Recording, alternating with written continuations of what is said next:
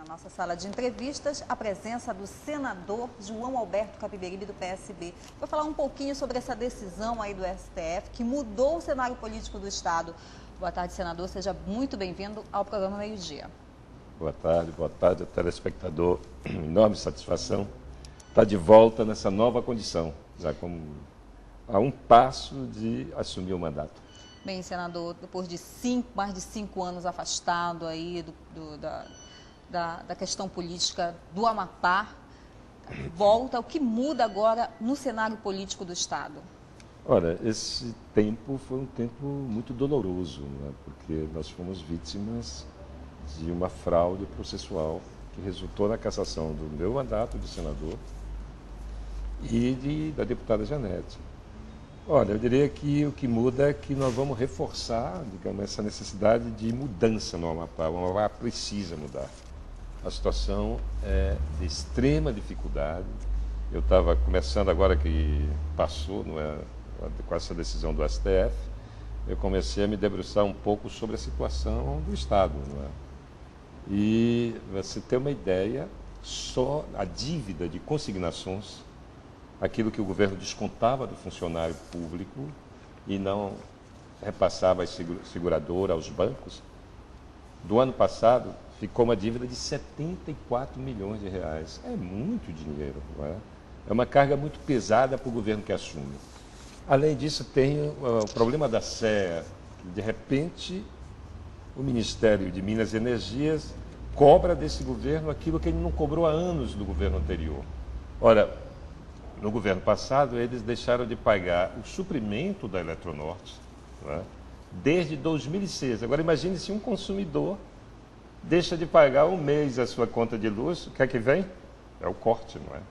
Então, são situações que precisam de força em Brasília para ser resolvido e nós vamos estar lá, ao lado da presidenta Dilma, em busca da solução para os graves problemas que o Amapá está vivendo.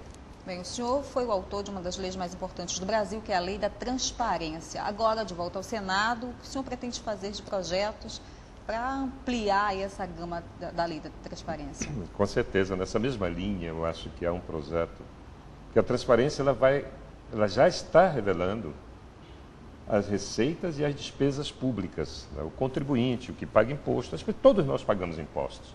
Se tem uma ação universal do Estado brasileiro, é a cobrança de imposto. Bom, isso já está começando a ser implementado aos poucos, não é? O governo do Amapá vai virar uma espécie de âncora nessa campanha que nós devemos mover a nível nacional. Eu estou me propondo a fazer uma campanha pela aplicação da transparência, não é? Como senador da República, eu vou percorrer o Brasil numa peregrinação no sentido de que estados e municípios cumpram religiosamente aquilo que a lei prevê. Expor em tempo real as suas receitas públicas e também as suas despesas detalhadas. E o Amapá, o governo do Amapá, será o grande exemplo. Nesse momento, o Prodap está reorganizando o seu portal e, aos poucos, então, nós vamos ter já, dentro de poucos dias, a folha de pagamento exposta na internet. Então, o próximo passo no Senado é tornar obrigatório a separação do valor dos impostos e do valor dos produtos. Isso é uma luta que eu já tenho um projeto lá que está engavetado. O que é que nós queremos? Nós queremos revelar quanto é que o cidadão paga de ICMS, de PIS, de CONFINS e de IPI. São 4 impostos diretos, não é, que oneram o contribuinte na hora que ele vai no supermercado, na hora que ele vai comprar um aparelho doméstico. Então é preciso, na hora que compra um carro, a gente precisa saber o que é produto e o que é imposto que nós pagamos ao governo. Bem, o senhor e a deputada Janete estarão em Brasília trabalhando em prol do Amapá, juntamente com o governador. Já existe alguma prioridade para projetos, para trazer recursos aqui para o Estado? Olha, eu tenho um sonho com a cidade e eu tenho um compromisso grande com Santana, não é? Santana é o porto, não é? Eu tenho um compromisso grande com o Laranjal do Jari, que é a BR-156, o trecho sul. Tem o aeroporto que nós precisamos desenterrar essa cabeça de burro, não é? Que foi enterrada no aeroporto para poder concluir essa obra. Isso aí eu vou agir. E em Macapá são os canais, não é? Tornar os canais do Jandiá e o canal das Pedrinhas, navegáveis. Ou seja, incorporar esses canais à vida urbana. Esse é um grande sonho que eu tenho e que gostaria de presentear o povo da cidade de Macapá com os canais Santana com a Orla, não é?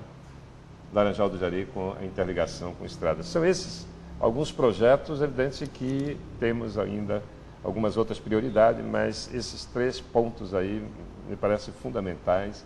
Eu quero deixar como legado para o povo do Amapá. Senador, a gente sabe que de tudo nessa vida a gente tem que tirar um ponto positivo, uma lição de toda essa situação aí de 5 anos afastado do Senado, toda essa confusão, assume, não assume, lei da ficha limpa, lei da ficha suja. O que o senhor tirou de lição com tudo isso? Olha, que vale a pena você persistir, lutar, você não pode recuar nunca.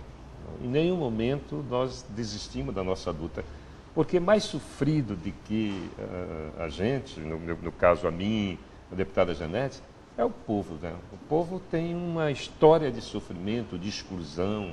Então, a gente tem essa vinculação direta com o povo mais sofrido, com aqueles que vivem mais distantes e que precisam de ter voz. Por isso que nós nunca desistimos e também em função do apoio, o apoio decisivo, o apoio das pessoas. Chegou no momento certo, seja através dos abaixo-assinados, que percorreu o estado todo. Nós coletamos mais de 60 mil assinaturas. Né? Através da internet, que continua na internet, esse abaixo-assinado vai continuar, porque agora o próximo passo da nossa luta é anular a condenação de 2004. Por que é fundamental anular a condenação de 2004? Porque essa é uma mancha na nossa biografia e para nós eliminarmos essa mancha, precisa anular essa condenação. E já existem razões, não é? Existem várias declarações de pessoas que cooptaram essas testemunhas, que compraram essas testemunhas e que agora o Ministério Público abriu um procedimento administrativo, está em segredo de justiça, mas eu tenho a impressão que está sendo investigado. E nós mesmos, da nossa parte, nós vamos tratar de agir diante do Tribunal de Justiça em busca de reparação. Bem, agora o que depende para que o senhor assuma a cadeira de fato como senador do Amapá?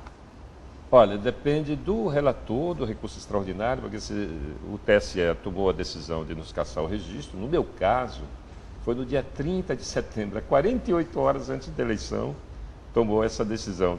Eu fiz um texto que, inclusive, quem quiser acessar, está na internet, é www.justica, de justiça, mas sem o C cedilha, justica para os capiberibes, no plural.com.br, onde eu faço um histórico do que nos aconteceu. Então, o TSE nos cassou o registro na véspera das eleições, depois recorremos ao Supremo com um recurso extraordinário, o meu relator é o ministro Luiz Fux, e eu acredito que ainda essa semana ele deve dar uma posição. A posição é exatamente aquela já decidida pela Corte, né, pelo Pleno do STF, de não fazer valer o ficha limpa para 2010. E aí, tomada a decisão, manda para o TRE que já tinha nos declarado eleitos. Então, o nosso caso é um caso que pode correr com muito mais rapidez. Eu acredito que em 1 ou 2 semanas nós vamos estar tomando posse lá no Senado. Eu sei que tem muita gente que quer ir lá na hora da posse. Aliás, vai ter uma posse aqui também, lá na Confraria da Celina. Né? No sábado houve uma bela festa lá. A Confraria da Celina, para quem não sabe, é o bar que eu frequento há muitos anos, né? Que a gente se encontra no sábado para bater papo, conversar, jogar conversa fora de todo mundo, ninguém é de ferro, né? E então nós vamos ter lá a posse lá na Celina.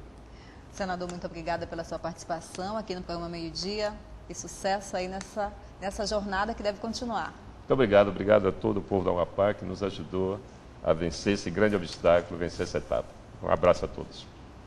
E não esqueça, essa entrevista você vai acompanhar no nosso site, no www.sbtamapá.com.br. Obrigada pela companhia e tenha uma excelente tarde.